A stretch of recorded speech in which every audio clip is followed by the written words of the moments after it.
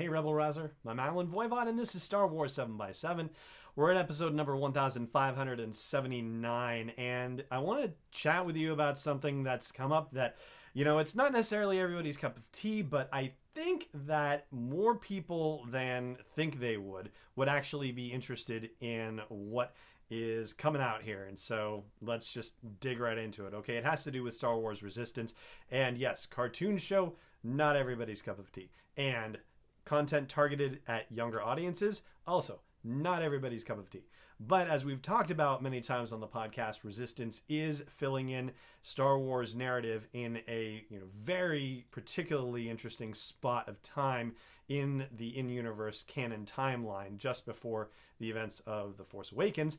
And additionally to that, it also has 66 years worth of canon timeline to draw upon and to weave Easter eggs into. And that's really what we're going to talk about on the next couple of episodes, because the episode that just came out the other day, which is The High Tower, featured a number of different Easter eggs that tie into multiple Star Wars eras. And we're going to talk about those and what this actually means for the Star Wars galaxy, and particularly the Star Wars galaxy as we find it at the time of Star Wars Resistance, which is, of course, 30 years after the events of the Battle of Endor. So here's what we're going to talk about today, prequel era stuff, because, let's go back one step. So StarWars.com publishes an episode guide, or what passes for an episode guide so far, for each episode of Star Wars Resistance, as well as their buckets list video, which has fun facts and whatnot from each particular episode.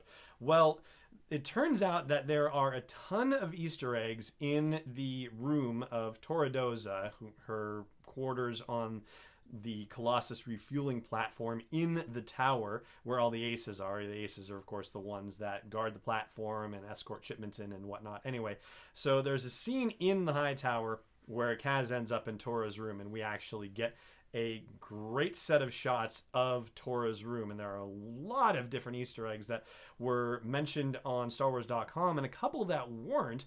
And so I want to talk about prequel era ones specifically. First of all, one of them that was detailed on StarWars.com is that there's a poster for the Boonta Eve pod race on Toradoza's wall. And in case you need the refresher, the Boonta Eve race is the pod race that we saw in The Phantom Menace. That's going back 66 years. And yes, it was an annual tradition, so it actually goes back further than that. As far as the current canon goes, as in the canon that is official as of April of 2014, that's really the only thing we know about the Boonta Eve pod race. That's the only iteration of it that we have any experience with. In Legends, it was actually continuing on, even despite a ban on pod racing that had been implemented by the Galactic Empire, but it actually, picked up again after the fall of the Empire. So what are we to read from the notion that there is a Boonta Eve poster on Tora's wall? Well, let's start with the fact that, what are the chances that she would come across a poster or somehow get a hold of a poster that is 60 years old or more? Personally, I think that's highly unlikely. I think it's much more likely that it would be something that she's gotten. She's supposed to be a teenager, so, let's say in the last 3 to 5 years or something like that. So that would say to us that the Boonta Eve pod race is actually alive and well on Tatooine, even at this late date, which is 34 years after the events of A New Hope, 30 years after the fall of the Empire. So this particular tradition has reestablished itself and is apparently thriving. Or I suppose there is an alternative explanation, which could be that the Boonta Eve race is no more, and this is just a poster that's like, classic racing poster or something like that, and, aftermarket sort of thing. Or, pod racing is still happening, Boonta Eve isn't happening anymore, and they're just selling posters of yesteryear or something like that. But what's also fascinating about it is that there appear to be two pod racers depicted in this poster. One of them on the top right, and the largest of the two, definitely has a profile that seems to match Sebulba's pod racer from The Phantom Menace. As far as the other one, it certainly looks like there's another one there, and it's rather indistinct, unfortunately, in the screenshot that I was able to capture from the episode. But that being said, it's one of two possibilities. It's either Ben Quadraneros's pod racer, because later on, after the events of the Phantom Menace, Quadraneros and Sebulba were depicted as having a rivalry, like the biggest rivalry in pod racing. So that's one possibility. The other possibility is that it could be Anakin Skywalker's pod racer as well. So I'd be very curious to hear what the folks behind Star Wars Resistance say about that. And here's one other instance of a prequel era tie-in. So there's a poster over Tora's bed, and it shows a speeder bike framed by a sunset and a person walking toward the bike, and there's a stylized Arabesh on the poster as well.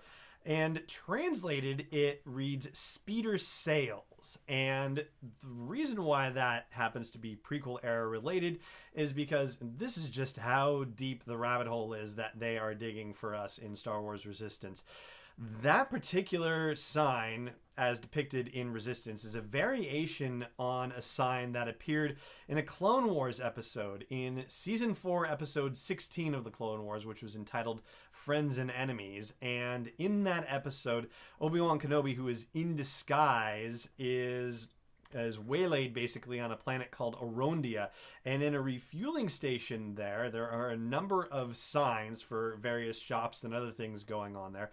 One of them is for speeder sales, and it is stylized pretty much in the very same way that you see it on the poster over Torados's bed.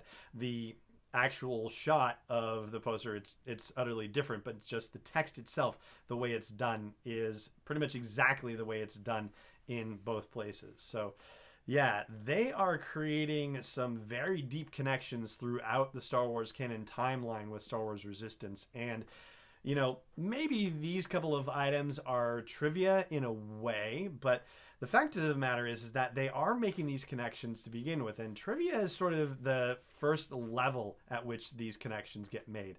And it's only going to get deeper and more significant as time goes on. I mean, that's just how the way these things tend to go. Now, on tomorrow's episode, we'll talk about a couple of original trilogy era connections that are shocking in their own right as well, because it really opens up the idea of just how well certain events are known and certain people and certain species are known throughout the Star Wars galaxy. We'll get to that tomorrow. For today, though, that's going to do it. And I'd just like to say, hey, I hope you're subscribing to the show. And if you're not, then please do wherever you happen to be catching the show.